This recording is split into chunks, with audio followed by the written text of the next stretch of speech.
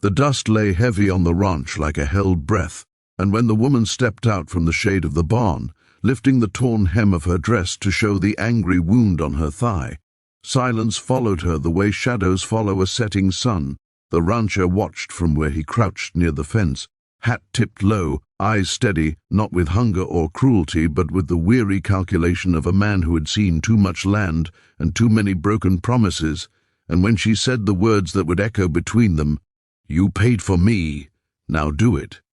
they did not sound like an invitation, but like a challenge thrown by a soul already bruised by the world. Her name was Clara,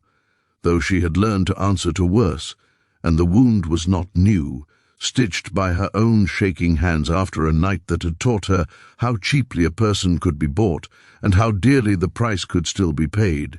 And the rancher, Eli Mercer, had indeed paid, silver on the barrelhead, not because he wanted ownership of a body, but because he could not stand the sound of men laughing while a woman bled in the dirt. The deal had been plain and ugly, the way frontier bargains often were. And now that the money had changed hands, Clara believed she understood the rules, believing that survival meant surrender, believing that men always collected what they bought. Yet Eli did not move toward her, did not rise or reach out, only looked past the wound to the fear behind her eyes, the kind of fear that came from learning early that kindness was a trap. The horses shifted in the corral, wood creaked, and the wind carried the smell of dry grass and old regrets as Eli stood and spoke with a voice worn smooth by years of solitude, telling her to sit, telling her the wound needed cleaning, telling her that what he had paid for was not her body, but her freedom from the men who had already decided her worth. And Clara laughed then, a short, brittle sound, because freedom had always come with conditions, and she reminded him of the contract, the words written and signed, the ones that bound her to him until the debt was repaid in whatever way he chose. Eli listened without interrupting, then tore the paper in half and let it fall, the pieces fluttering to the ground like dead leaves. And in that moment something inside Clara cracked, not healed, not yet, but split enough to let light in, because no one had ever torn a contract for her before. No one had ever chosen loss over control, and the silence stretched again, thicker now, as Eli fetched water and clean cloth and knelt not before her but beside her, tending the wound with hands that shook just slightly, not from desire but from the weight of responsibility he had chosen. He told her she could leave when she was strong enough, told her there would be work if she wanted it, told her there would be no forcing, no claiming, no debt hanging over her head. And Clara wanted to believe him, but belief was a luxury she had buried long ago, so she stayed, not because she trusted him, but because the road beyond the ranch held only more of the same. Days passed with the rhythm of honest labor, Clara mending fences, feeding animals, learning the names of the stars the way Eli knew them, and each night she waited for the moment when the truth would reveal itself, when the price would finally be demanded, but it never came. And instead came small things, a blanket left by the fire, a cup of coffee set within reach, a quiet respect that never asked for more, and slowly, against her will, the fear loosened its grip. The ranch whispered its own stories, of land taken and defended, of men who broke and men who bent, and Clara began to understand that Eli's loneliness was not emptiness, but a wound like her own,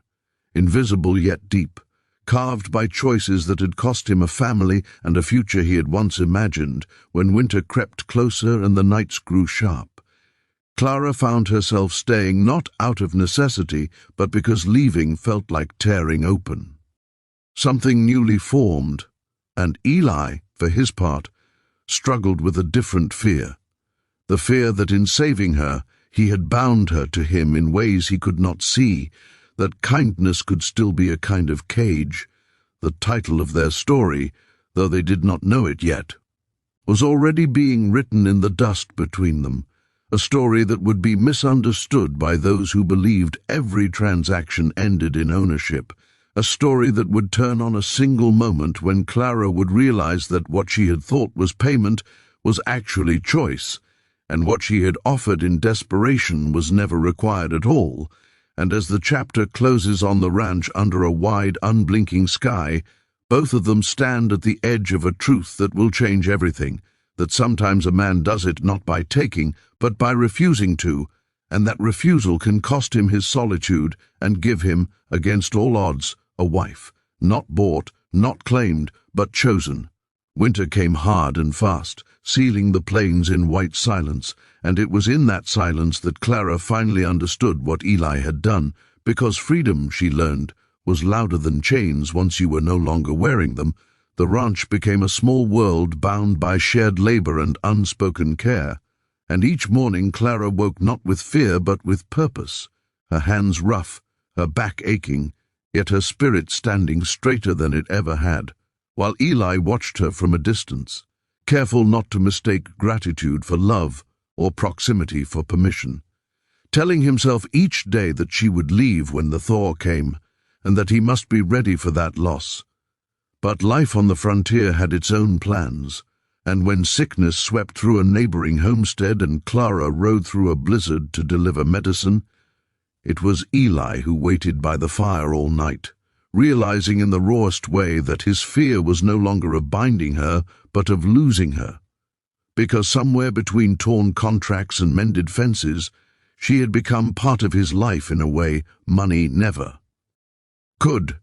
The turning point came not with a kiss or confession, but with a choice. When a man from Clara's past arrived, carrying old claims and uglier threats, demanding she return with him, reminding her loudly of who she had been and what she owed. And for a heartbeat, the old fear returned, heavy and familiar, but this time it did not rule her, because Eli did not step in front of her as an owner defending property, but stood beside her as a man ready to accept whatever she chose.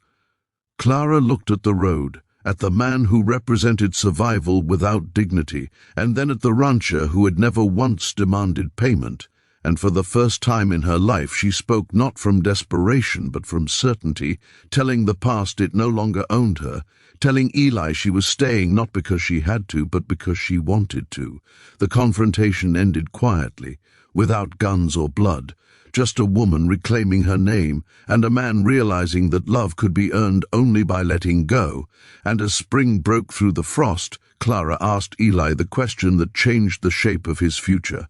not asking for protection, not offering her body, but offering partnership, asking if there was room on his land and in his life for a woman who chose him freely.